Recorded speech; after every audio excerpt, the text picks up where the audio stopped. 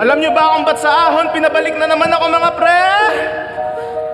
Wala eh, si Looney mamamatay na kasi.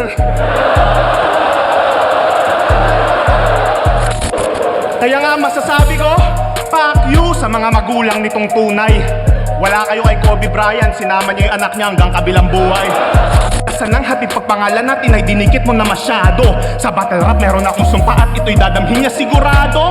Mamamatay kapag tapos lumaban sa akin parang ninja na tromano. So may mga tropa ka palang nagpakamatay. Hilig mo kasing maipagkaibigan sa mga suicidal na rapper. Hindi ka rin kasi napalo nung bata, kaya ngayon binayayaan ka ng mga tropa na hanger.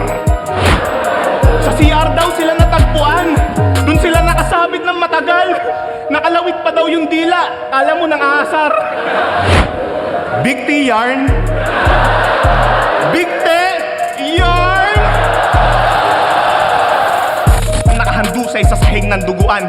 Pagiging aktivista mo para sa akin ay malaking kaululan. Buti pa yung mga tropa mong nagbikte may napatalsik na upuan. Ano? Malakas ba yung hakbang yung natututulan lang naman? Alam nyo makakamit lang yung pagbabago sa madugo na paraan. Kaya kung gusto nyo ng ganyan, humanda ang hukbong sandatahan. Aktivista at buong mamamayan, tara sabay-sabay natin na sunugin yung loob ng Malacanang.